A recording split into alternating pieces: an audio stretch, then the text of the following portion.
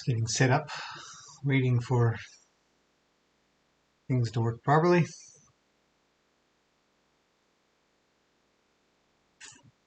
think we're live now.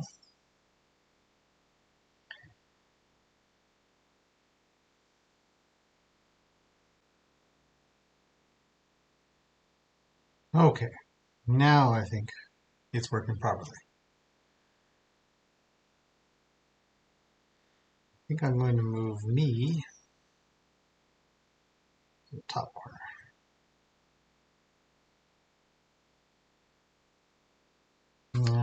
Okay, so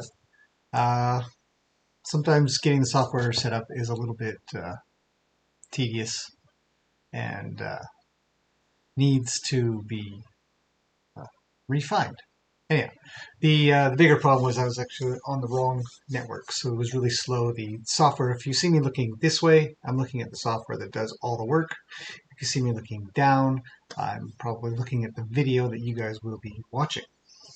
I'm going to give it a couple of minutes so everybody that's here, I'll say hi to Julian, Rebecca, and Catherine. Thanks for being here. If you say hi, I'll say hi back.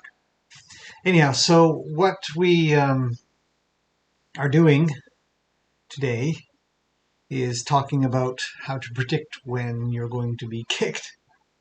Hello, Ida. When doing groundwork, I had an incident. I can't remember when this was. I think this was a week ago now. Let me just double check. So again, if I'm looking that way, so I've got a big screen here that I do all the work on. And I'm looking down, which is where my screen went. It's to the other monitor that's just part of my laptop. So, and that was the camera. So checking out in April, it was last month for sure. And it looks like it was, yeah, close to a week ago now. Jodelle is here. Hello. Anyways, so about a week ago when I was horse archery videos, yes, I definitely will be doing that. Hello, Angela. The horse archery ones got put on hold just due to lack of time and then so many other things coming up. But yeah, I've done up to part 4. I definitely am doing part 5 and probably a part 6 as well because there's lots to talk about still. But yeah, I'll get to it. Billy's here. Hello, Billy. A scratchy pole job? Yep. You're hired. I feel like we were in April for a long time. April felt a little bit long but fast for me. Hard to explain. Anyway, so back about Olives is here. Hello, Olives. Yeah, about a week ago. I've been doing quite a bit of groundwork with this guy over the past couple of weeks for sure. And that's ramped up even more recently. So there's a lot of footage to actually share with you guys. But this particular one I thought was important because it's pretty much the first time, I think, and I happened to catch it, the first time he's felt like he needed to defend himself a lot. And I think it's the last time. I don't think he's ever done it since. He's gotten worried and tried to escape, but he's never sort of brought his back legs up. And so what we're going to do is go through a couple of videos quickly. They're quite short, but they capture the moments that are important. The first video is going to be the after. And I want to show the after first because it'll give you an idea of what on earth I'm trying to do with him and have him understand and how we're trying to get there and why he's not understanding what I'm asking for, or maybe not. It's hard to say exactly, but I would put it as in he hadn't understood where I am in relation to him as to what it means, because it's a little bit unnatural. And it's not like I'm going to be perfect either. I could be, a little bit forward or back, which would either stall him out, pinch him, or be back, which would cause him to go faster uh, undesirably. Like something that I wouldn't want him to do, but he does it because he's detecting my location quite accurately. Horses are excellent observers. They're very, very good at figuring out everything around them. Their spatial awareness is fantastic. So that's what we want to pay attention to in this video the most. Okay, so given it a few minutes. What are we at? I can't tell. It doesn't say. How weird. Anyhow, oh, 6 minutes. Okay, so we're at 6 minutes. I think it's enough time to let a bunch of people in who are going to show up. Everybody else will have to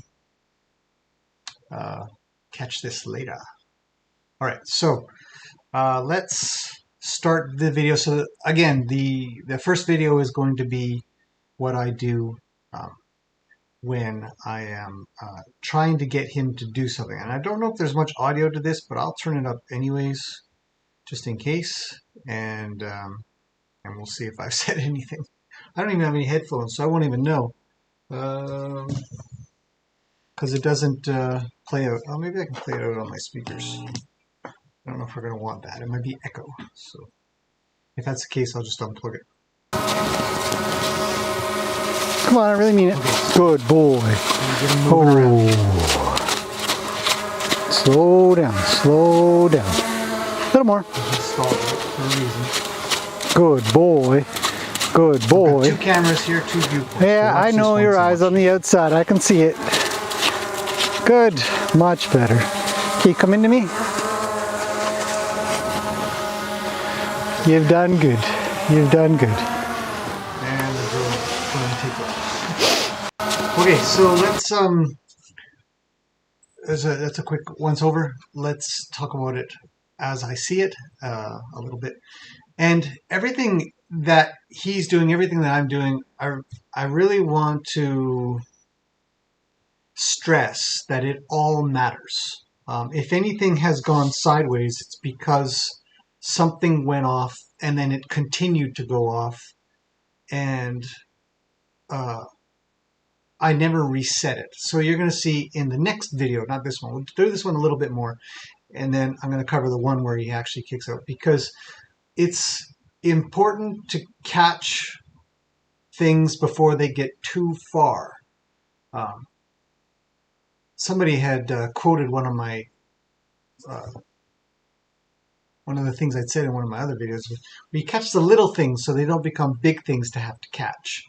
And rather than have a horse running around silly, we actually want them to slow right down as much as we can with comfort. And so I've got a video. We did a bunch yesterday. I think I've got a couple hours of footage to weed through to find out where I can sort of pick apart bits and pieces. So I'll do another video there. But it is a lot about trying never to go beyond the threshold if we can. Sometimes you do, because you need to get them understanding that it's fine. Life is going to be stressful here and there.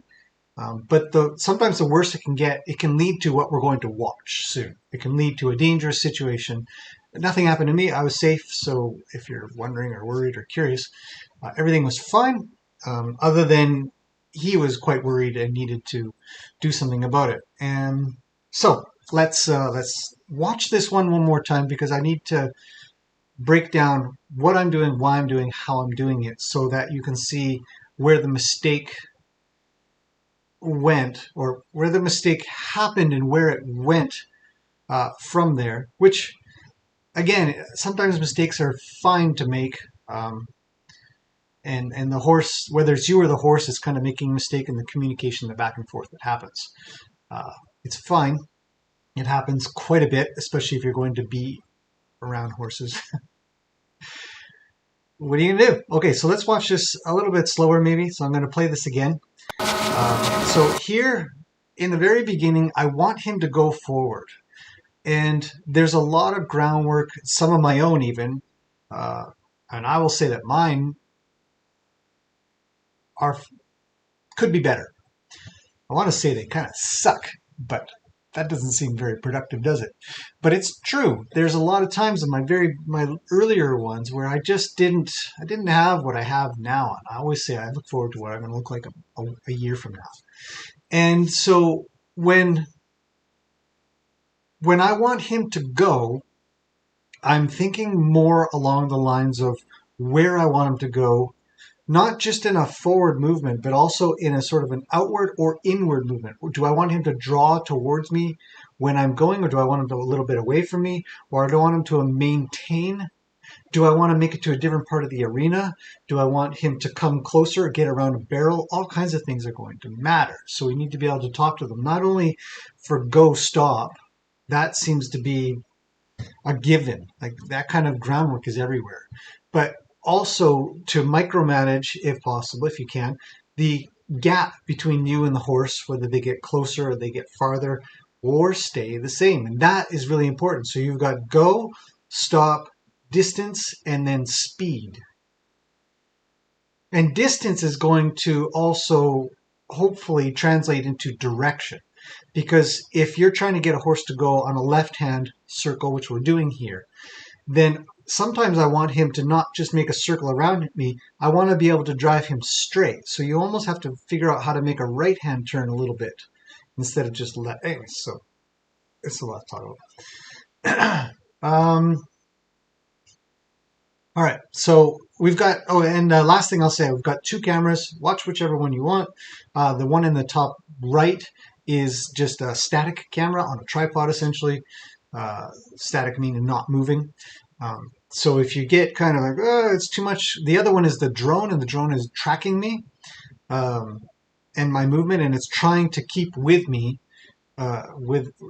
without keeping me in frame, not the horse, because it doesn't track horses, it tracks people. But it's a wide shot, so I'm hoping, I really like it, so hopefully you guys do too. Okay, let's get on with this. So I'm trying to get him moving forward. I'm looking at the ground because I don't want him to go far. So I'm not looking far. I'm looking more down because I want him to go slow. I want a nice slow go. I almost never want my horses to race off at a start. It's really unusual. Unless I'm in a rush or I have an exercise where I'm in a rush, which I'll talk about in a future video as well, where you have a sense of urgency that you need to convey, but not out of fear. We're not running away from a bear or something dangerous. We're running because there's a carrot on the fence and another horse is going to get it. And so let's go get that carrot. You know, it becomes a good thing. We want them to consider the urgency a good thing, not out of fear, but out of let's go rush over to our friend, or let's go rush over to the carrot or something like that. Whatever. Carrots, apples, watermelons. So when I'm starting my groundwork here, I have my left hand out because I want him to sort of follow the lead of the lead rope, the direction of the lead rope a little, and it's sort of a bit of an invitation. And then I've got my flag coming up a little higher because he tends to draw towards me an awful lot, and I want him to feel a little bit better out and about. So let's get on with that. So that's what the beginning is. I'm just going to rewind real quickly, and you'll see that again. My hand comes up. Come on, I really need it. Good boy. But see, even that little bit of movement had him worried. And I had somebody mention, well, maybe you should have him not afraid of that. He's not actually afraid of it. I can touch him all over. But he knows that when I say get skitter in, I really mean it. I never leave it in a state of, well, you don't have to skitter. I want him to skitter, get moving. But I don't think he needs to go fast. So, Danielle, I see your question about drones. I promise we'll get to that in the next video here. Short stories, yes. But the long story is longer. So, okay, so off he goes, moving around me. And I'm trying my best not to look at him. And this is not one of the easier things. When I first learned how to do this technique of doing groundwork without really trying to look at the horse at all. And there's plenty of times you can literally not even barely have them in your peripheral vision. You know where they are, you know where they need to be. And as you want them to go faster, your eyeballs should be looking out further and away, especially if you're doing a circle. You're going to be looking away because it's to your left. You've only got so much peripheral vision to get away with without sort of peeking off to the side. Where's my horse? But that kind of stuff will come a lot more natural as you practice more and you have your lead rope ready to pull or raised push out a little bit too. Anyhow, so I'm trying to stay low. I'm trying to stay a little bit lower energy. I don't want him rushing around me. And so even though he started off a bit fast, I slow him down for this because I don't want to continue that. I didn't ask for a trot. I asked for something slow and low. And I indicated that through my body posture, a little bit of my energy, and looking more down and closer to his body, so he can get a better idea of where to go without trouble. Okay, let's watch it one more time. Get him moving, send him out a little bit. He gets a little worried. He stops. Good boy. But he's still drawing inwards. And I want to really accentuate this little bit here because there's plenty of groundwork or lunge line work that is done, and the horse isn't, they're not in with you at all. Their nose is out. You know, you can watch a lot of videos of long line lunge work, and the horse's attention and their mind is elsewhere, and you can tell because they're just, and they're just kind of, they're going around, their nose is this way, but they're going that way, and it's quite unnatural. Horses don't generally do that unless, if you've ever watched Gracie run around, she has her nose this way, but she's kind of going this way because she's got a better eye on something that's over on this side, but she's going away from it, and it's quite an odd thing to see. A little bit fun, but kind of odd. So the idea is that when he's going around me, he should kind of not necessarily curl too much, but I want his ear and his eye, and I want him soft. I don't want him looking at me out of fear, and I don't want him thinking, like, you can get a horse to nose in, you can bump them and pull them and stuff like that, or you can be scary a little, and they'll kind of keep their eye on you a little bit more, but they'll still be thinking to get away. And so you end up fighting with that nose in for fear and eye out for escape, rather than sort of a draw. I want to draw in. Okay, so let's slow down, slow down. Because a little more. There he stopped. And this is where we're going to find where, in the next video, what happened and why. This is going to be a key moment. If we watch my, what's called a drive line, where I could, if I made a straight line, where would I end up? A drive line. And his drive line, if he makes a straight line, where would he end up? And if he gets behind my drive line, or what he expects to be my drive line, he'll stall out. He'll think he needs to stop, and that's normal. So it's up to us to be really accurate with our feet and our drive. So the flag that I have is a little bit of drive. It's like the tail of a horse. If you watch horses play, they'll whip their tail real fast, and another horse will be like, what do you want? You know, kind of thing. So we're sort of simulating that. Okay, moving forward. And so he could have used a little bit of drive coming through this part of the circle. Slow down, slow down. You see, right there where I took that extra foot and I changed my direction of my body a smidge without the drive, had him stall out because I could cut him off, and he'd not like that to happen. He would stop before he'd try to crash. A little more. So there you go. So you get a little drive to get him moving forward. He goes Good boy. Again. Good boy. Slow, so I slow my Yeah, I know your eyes on the outside. I can see it. Good. Much better. Keep coming to me. When I get him to stop, it's easier to get a horse to stop when their nose is sort of tucked in towards you and you have a bit of draw, because they're kind of looking to come in already. They're kind of looking to come in and say, can I come and hang out with you? And that would be the most desirable thing. You should be able to get that done at any distance. So, and liberty. So I got another video coming up on liberty. I did 7-horse liberty, and I was going to break that down a little bit as well, because each horse is kind of a little different, which was chaotic, but It's like organized chaos, like herding cats. Anyways, enough of that. Okay, so let's finish this video off. You've done good. You've done good. I give him a little pet. And you'll see how he gave me his right eye there for that pat. And that means something. I'll just rewind. You've done. Yeah, oh, come on. Go back here. He comes in. And instead of staying straight, he actually bent a little bit more to the left. That right eye. I'd prefer straight on, but he didn't. So you just keep working on that stuff. But all of these little things matter. And they matter because they indicate what the horse is thinking, feeling, and where their mind is. So anyways, let's get to the kicking video.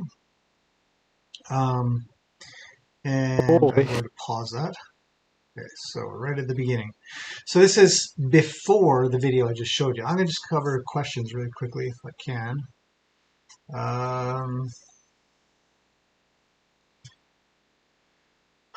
Let's see. Maureen's here. Hello, Maureen. Oh, thank you for $14, $13.99. Help with antibiotics. Thank you. Yes, I'll talk about that. But he's on the antibiotics. So two pill bottles. He gets 20 pills a day, 10 in the morning, 10 at night, kind of thing. He doesn't seem to mind them, thank goodness. So thank you. Appreciate that. That's a big help. Okay, so yeah, Danielle's here taking a break from work. Fantastic.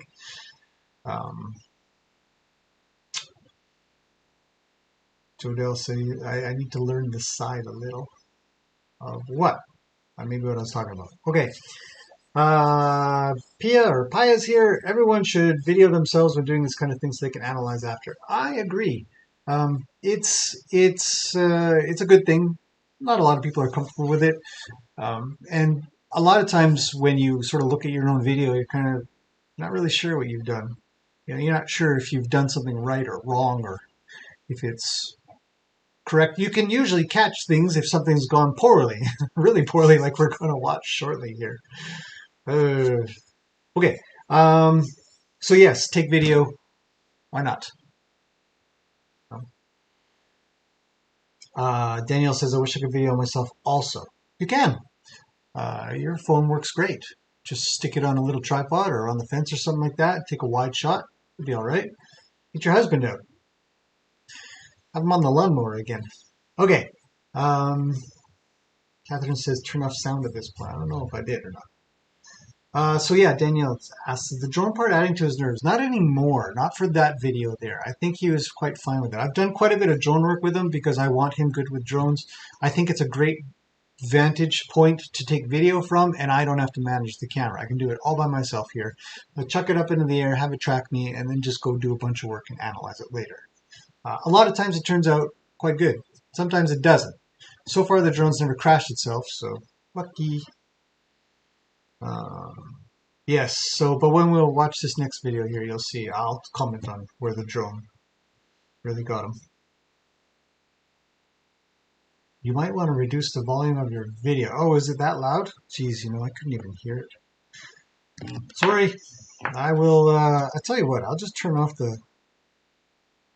the audio of the videos. Thanks, Ida. Catherine says, look where you want him to go. You're looking down. Yes, I'm looking down because I want him to slow down. I want him to go to the spot that I want him to go to, which isn't very much. And my eyes are constantly moving. Constantly. As we're moving, my eyes are constantly moving ahead a little bit. If I want him to go far, I'll look farther. I'm still generally looking kind of down. But not always. We'll get into the more advanced stuff. We'll be looking up. We'll be looking straight and up and getting on. But I want him slow. Slow, slow, slow. We don't need speed. We need accuracy right now. Both directions. The drone is loud. Right next to the... Sorry. I couldn't hear it. I thought I had hooked up to my speakers here, but I guess not. Sorry.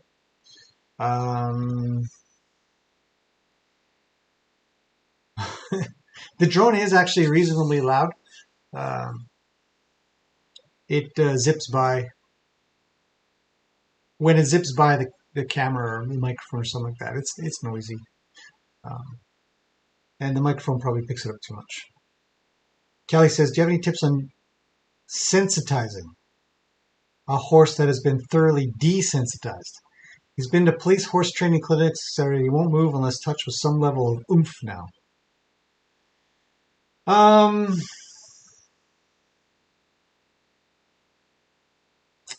That's a good question. I've worked with a couple of really, I called them dull horses, but you could call them super desensitized. Actually, there was one that was also worked with the police, and they essentially just got them to where they just didn't care about anything. And I think that is a disservice to the horse. You can desensitize them to all kinds of things. That's fine. But to get them to where they're just straight dull and they don't respond to anything, I think is poor communication planning from a trainer standpoint. So if I were to work with something like that, I would start with as little as I could do, which is essentially everything I'm doing in these here. I'm starting with as little as I can, essentially, is to look where I want them to go and use a lead rope a little bit, have them go. Then I'll pick up the flag a little bit. And then I'll start to shake the flag, and then I'll start to move the flag, and then I'll start to make it more scary. But you have to follow through. And then if I got something, I'd stop. And I'd pet them and I'd tell them they're good and all that kind of stuff. And then I would start right back at ground zero. I would just simply raise up my energy. I'd look in a direction I'd want them to go, and I'd start with the lead rope, and I'd start with the... See where I'm going? Till pretty soon, they're looking at you and saying, you're never going to give up on what you're asking about. And the first thing you seem to do when you're asking for that end thing, which seems kind of pesky, is look. And they're smart. Horses are very observant. It's desensitizing to the human that is with them is a disservice to the horse. I think it's not kind. Getting them good with all kinds of stuff is important, but if they've done that, they might just not care about you. I don't know. I'm not there, but that's what I would consider. I would think about doing that. I would think about, well, what makes them go? And I would use that as my last resort. And I would just keep practicing till I didn't need that. And I needed the less down thing, and then the less down thing, and then the less down thing. So good luck. Jodell, thank you. Help with his medicine. That's fantastic. Antibiotics aren't the cheapest, of course.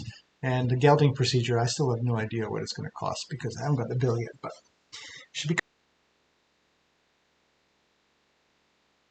My internet died briefly. Am I back? Hopefully I'm back with you guys. I'll wait till I hear a yes, you're back.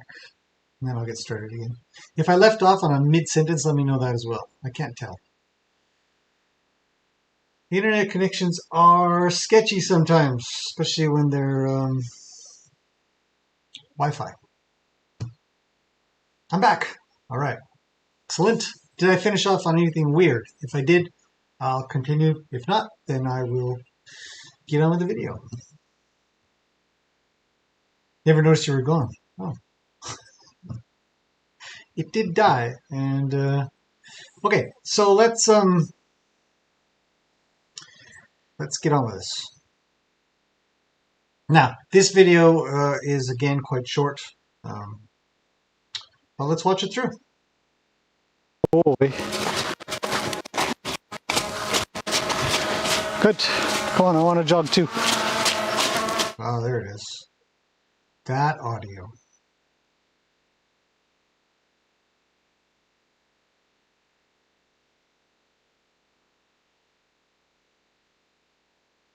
Okay, here it comes.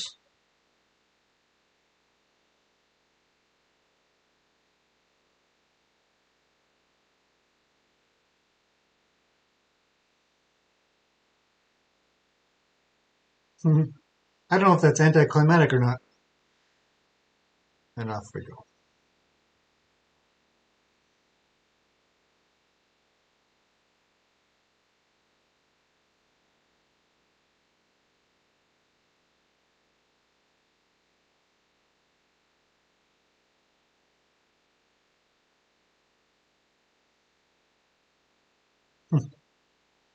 Okay. Whoop.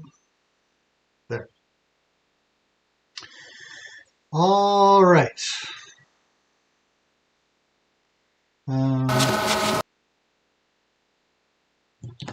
So that was it. Anybody catch what I did wrong? Or how it could have gone wrong? Maybe. The question back from when Danielle asked if the drone is bothering. If we look at where the camera is, where certain things happen, we can kind of tell that he's sort of got his mind on it a little bit. And one of the things that I think is very important, which I think was why a drone is very good help for training, you kind of can't really predict sometimes where it's going to go. It's an artificial intelligence. It tracks me um, and goes where it wants to, which is weird.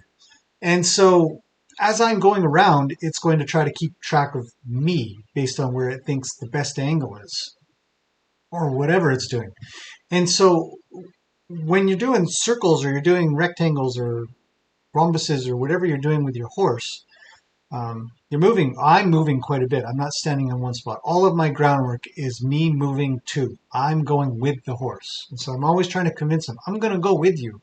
We're going to go together an awful lot. And the reason for that is that I'm always practicing for when we're riding and we're going to ride. Because we're going to ride one day. It's going to happen. And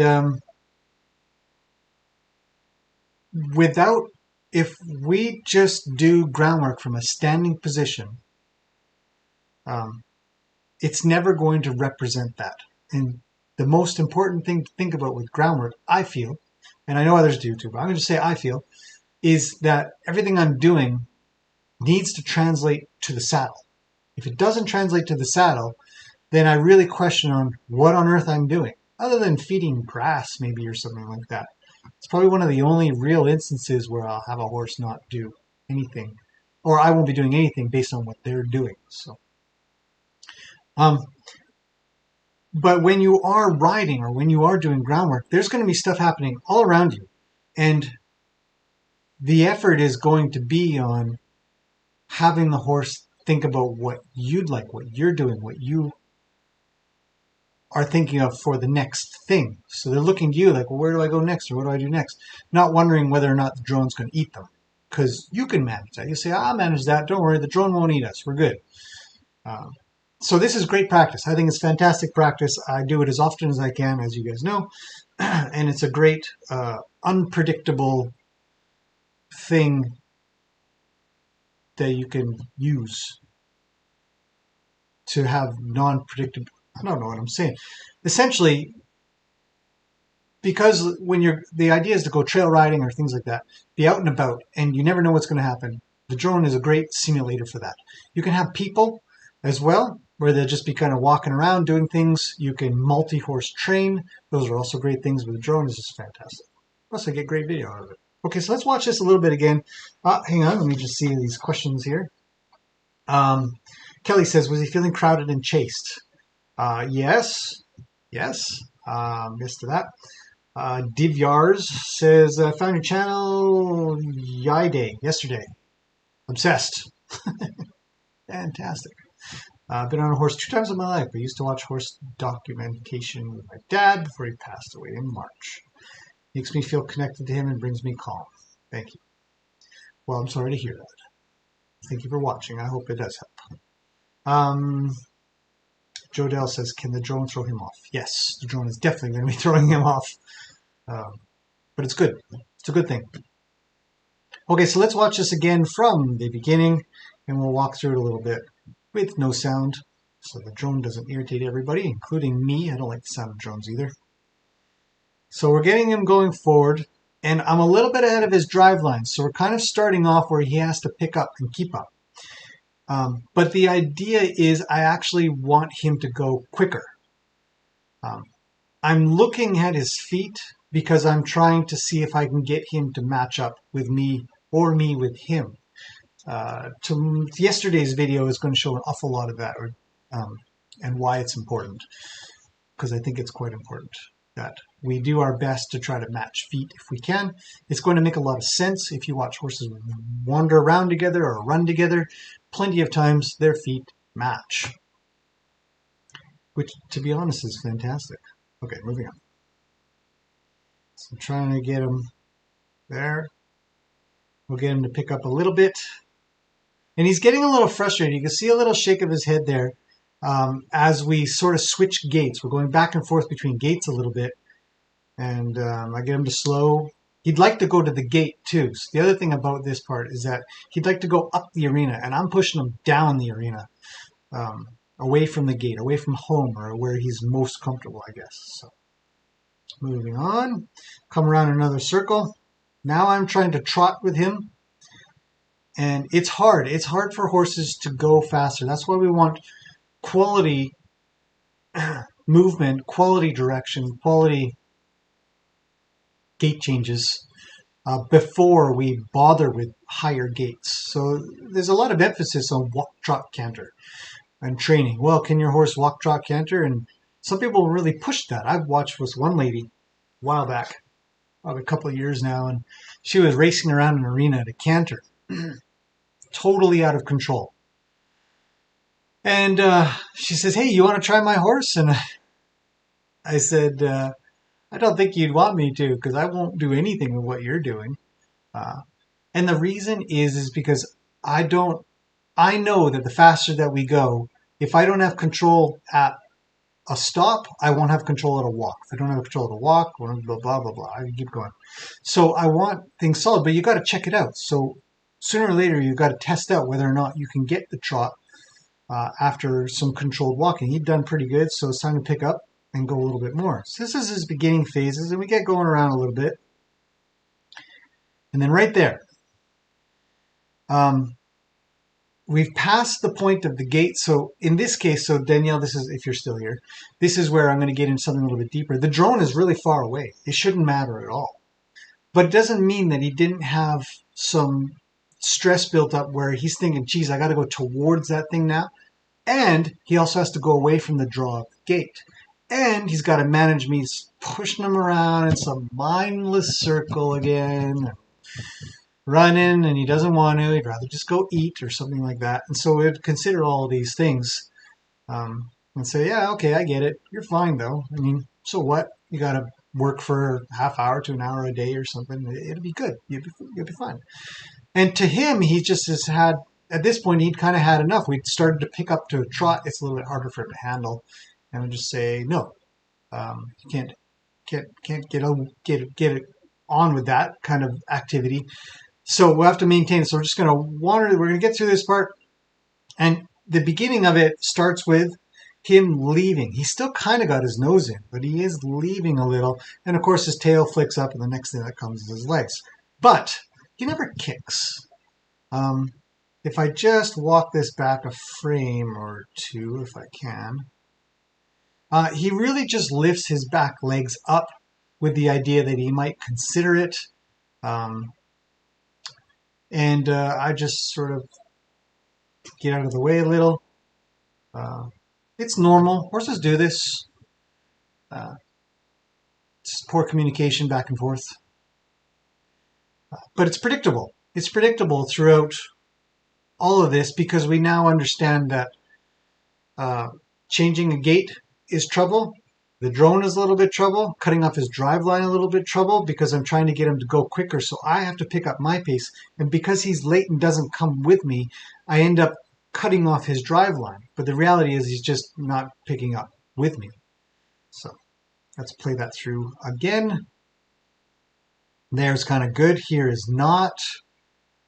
And he's like to leave and then bam.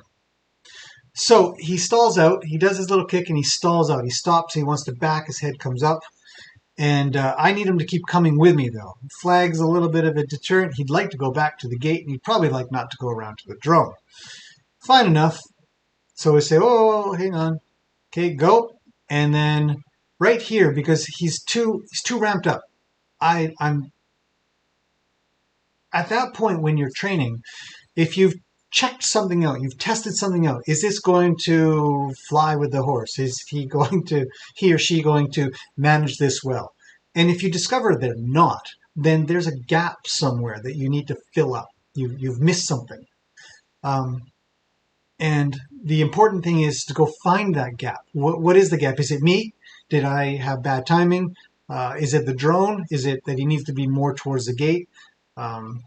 Is he tired? Whatever, anything. So you find these gaps in what you do, and then try again.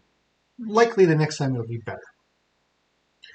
So there he stops, and I want to go up to him and just tell him it's okay. You're not going to get hurt. You just got to move around a little bit, and I promise I'll keep on trying to communicate that to you. Try to calm him a little, and then start off slow. There, see, he gets into a trot, but I don't want a trot, so I'll change directions. There could be a case where he's just not managing that side. And there's another tail flick. But he's still heightened up. He's still up there. He's still not kind of managing. But then, remember, this is the before. We already watched the after. This is the before. And off he goes again. So there again, for Danielle, there's the question of whether or not, hang on, restart that, come over to here. And so right now he's practically right underneath the drone. It's high enough, something to consider for drone safety. Make sure to get your drone high enough that if they flick their tail, it's not going to get caught. It's not going to catch in the drone.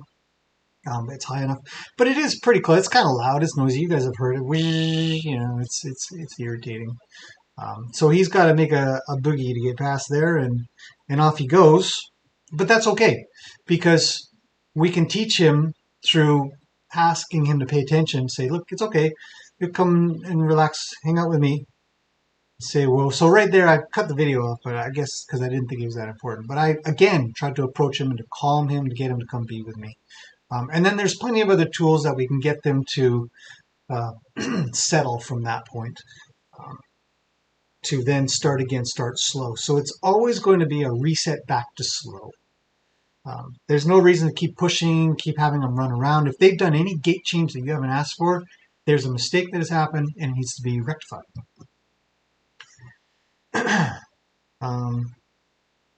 Okay, let's see.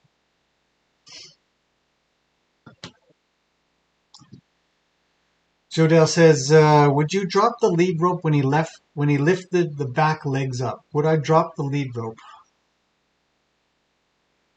I try not to. That's for sure. Roger's here. Hello, Roger. Dropping the lead rope happens sometimes. I've got video of me accidentally doing it. That helps. But I would try not to if I didn't have to. If I dropped the lead rope and they ran off, which is what they would do, you'd have to go get them. You'd have to start all over again. You have to try real hard not to drop the lead rope. But the fact of the matter is that I got him to that phase of his world where he felt like he wanted to tell me to go away or defend himself. He felt like he was in some kind of danger, but mostly it's just go away, which is fine. It's okay. He'll understand that if we just run around together some and play, then that's good. In the end, it doesn't have to be great. But I'm not there to hurt him. I'm not there to hit him or cause him too much trouble. He just needs to move his body and get some exercise. One, because he needs exercise. And two, he needs exercise for any of the swelling that's going on. It's very important. So might as well teach him groundwork at the same time. And getting a horse a little bit worried or concerned isn't such a bad thing.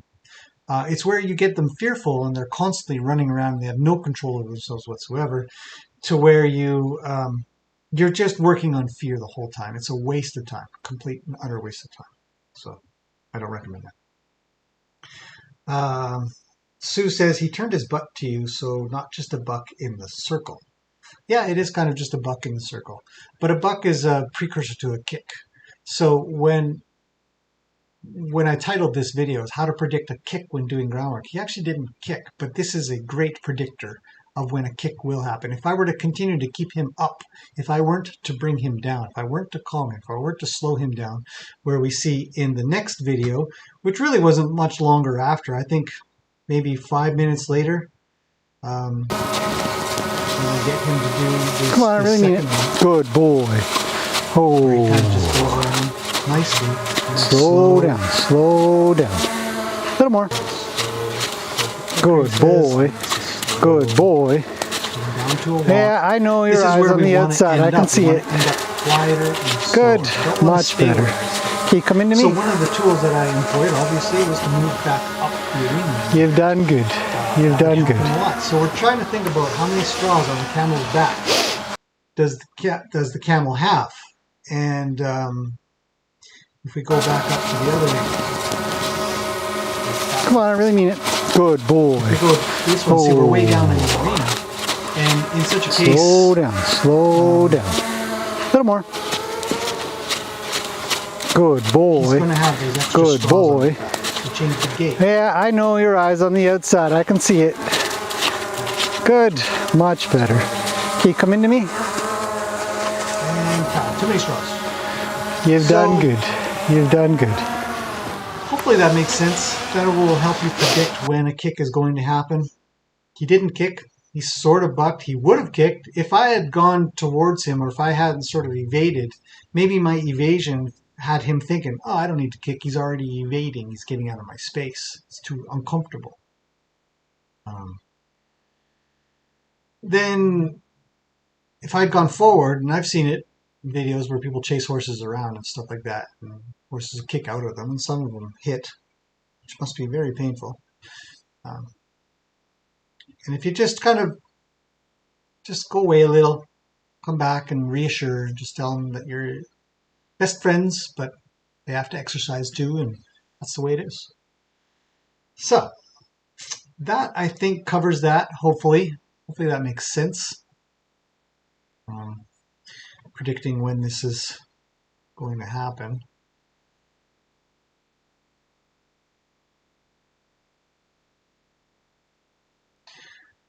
One little thing that I would sort of comment on is I made sure that even after his